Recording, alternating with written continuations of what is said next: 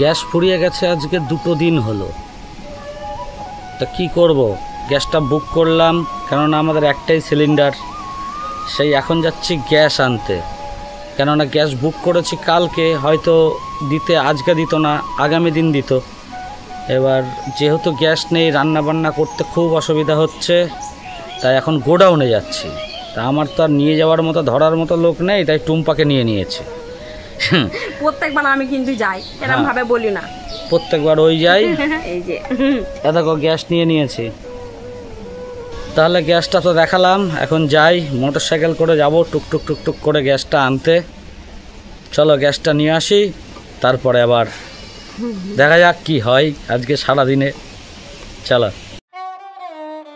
আর এদিকে দেখো আমরা বেরিয়েও পড়েছি। আর কি বলতো, আমাদের কিন্তু গ্যাস পোড়ালে না অসুবিধে হয় না, কারণ দিদির ঘরে মার ঘরে গ্যাস থাকে। 2 দিন যদি গ্যাসও না দেয় কোনো সমস্যা হয় না, কারণ আমাদের ওলেপালে রান্না হয়ে যায়।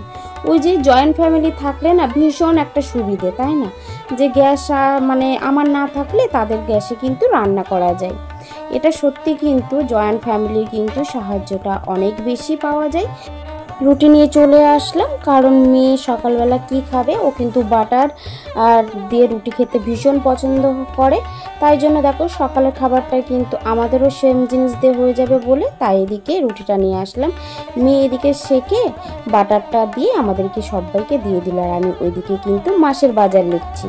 সুব্রত দেখো মনোযোগ দিয়ে, সুব্রত আর গুবলু মশাই মনোযোগ দিয়ে কিন্তু ওরা ফোন দেখছে। আর এদিকে দেখো আমার মেয়ে কি সুন্দরভাবে মানে ব্রেডটা সেকে বাটাটা লাগিয়ে চিনি দিয়ে আমাদেরকে দিয়েছে। এদিকে রান্না বান্না করতে বসে পড়েছি, আজকে শিলে মশলা করছি। আর এদিকে ভাত হয়ে গেছে, পেঁয়াজ আর রসুনটা ভেজে, আর এদিকে আমি কচুরলতিটা যে সিদ্ধ করেছিলাম সেটা দিয়ে এখন ভাজা ভাজা করছি। আর কালো জিরে আর লঙ্কা একদম পিষে রেখে দিয়েছি, এর মধ্যে দিয়ে দেব। অবশ্য ভাজা হয়ে যাক তারপরে দেব।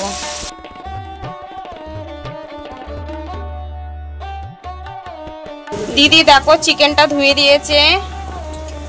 এদিকে আলুটা ভেজে রেখেছি, টমেটো কেটে রেখেছি, পেঁয়াজটা বেটে রেখে দিয়েছি, আদা রসুন কাঁচা লঙ্কাটা বেটে রেখে দিয়েছি। আর এদিকে দেখো আমি পেঁয়াজটা ভাজছি, কারণ আজকে সব শিলে পিষে রান্না করছি, কারণ শিলে পিষে রান্না করলে টেস্ট খুব সুন্দর হয় প্রত্যেকটা তরকারি।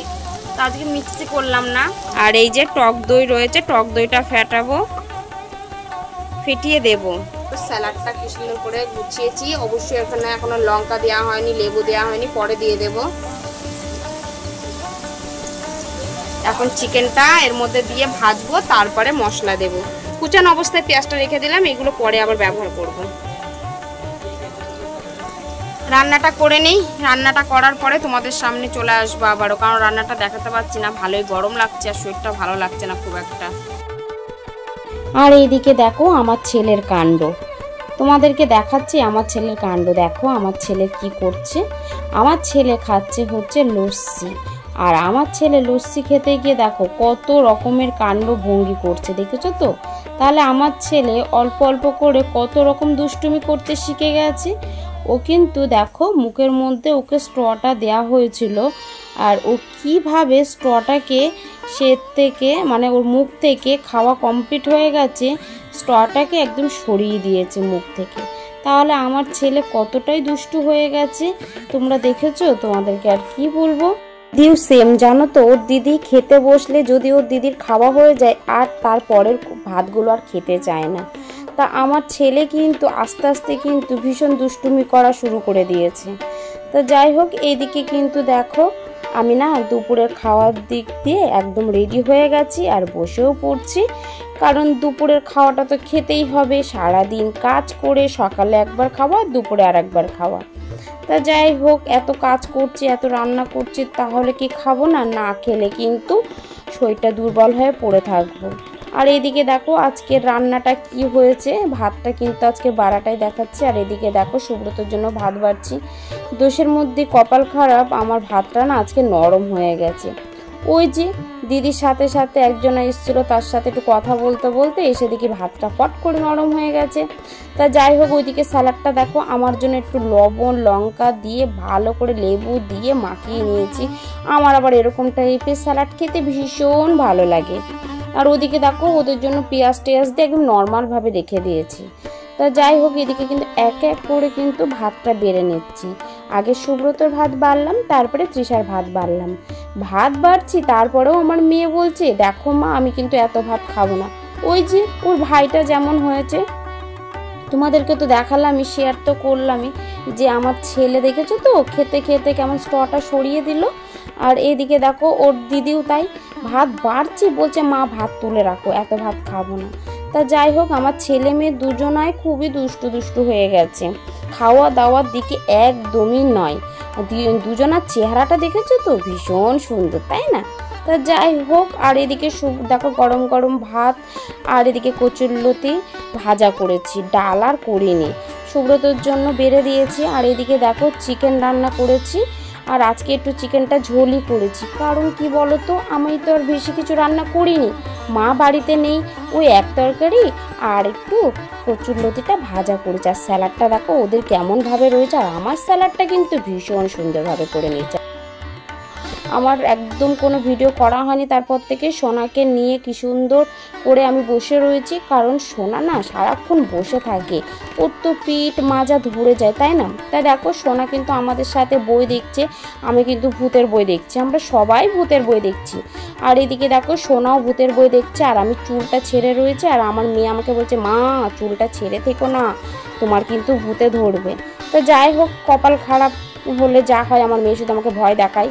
আর এদিকে দেখো আমি কিন্তু পেঁয়াজ লঙ্কাটা কেটে নিচ্ছি, এই কারণেই কেটে নিচ্ছি কারণ ওই যে অল্প যে চিকেন রয়েছে না, সবাই মিলে আর হবে না, তাই ভাবলাম আলু সিদ্ধ দেব আর ডিমটা মামলেট করে নেব, আর যা চিকেন আছে অল্প অল্প করে চিকেনটা দিয়ে দেব সবার পাতে। তো যাই হোক, ভিডিওটা দেখতে থাকো, আশা করি ভালো লাগবে। আমি এখনো লাইভ করছি, লাইভ করা এখনো শেষ হয়নি, আজকে অনেক দেরি হয়ে গেছে লাইভ আরম্ভ করতে, এই কিছুক্ষণের জন্য লাইভটা সবে শুরু করেছি, এই 13 মিনিট 14 মিনিট মতো হবে। তা সবাই রয়েছে লাইভে, তার ভিতরে আমাদের এখানে উঠেছে ঝড়, বাতাস হচ্ছে, ওই জন্য ভাবলাম কারেন্ট যদি চলে যায়, ওই জন্য আমাদের বাচ্চাগুলোকে খাইয়ে দেওয়া হচ্ছে, প্লাস সঙ্গে টুম্পারাও খেয়ে নিচ্ছে। তাহলে চলো রাত্রিবেলায় ডিনারটা তোমাদের একবার দেখিয়ে দিই, কি খাওয়া দাওয়া করছি না করছি। বাবাও চলে এসেছে, হ্যাঁ সবাই মিলে খেয়ে নেবে। তাহলে চলো, রাতে এমন কিছু খাবার দেখানোর কিছু নেই, মানে জাস্ট ওরা কিভাবে খাচ্ছে সেটা তোমাদের সঙ্গে একবার শেয়ার করে দিই। চলো, এই দেখো রাতের খাবার, ওদের প্রায় অর্ধেক খাওয়া হয়েই গেছে, কিছুই নেই, ওই সকালে যেটা ছিল স্যালাড ছিল, আর এই যে অল্প একটু চিকেন রয়েছে, ওদের তো খাওয়া হয়ে গেছে, মানে খাওয়া হয়ে গেছে মানে খাচ্ছে। এখন আমি আর বাবুই বাকি রয়েছি। এই যে এদিকে গুবলু দিদি সবাই রয়ে গেছে, এই যে খাওয়া চলছে, সঙ্গে আছে আরো ডিম ভাজাও আছে। তাহলে তোমাদের তো দেখিয়ে দিলাম রাতের খাওয়া কি রয়েছে, ওই সামান্য সামান্য কটা জিনিস রয়েছে। তাহলে চলো আজকের মতো ভিডিওটা এখানেই শেষ করছি। তোমরা সবাই ভালো থেকো, সুস্থ থেকো, নিজেদের খেয়াল রেখো, আর কেউ লাইক আর কমেন্ট করতে কিন্তু ভুলো না। তোমাদের সবাইকে অনেক অনেক অনেক ভালোবাসা আমার পুরো পরিবারের তরফ থেকে। চলো আজকের মতো বাই বাই, টাটা।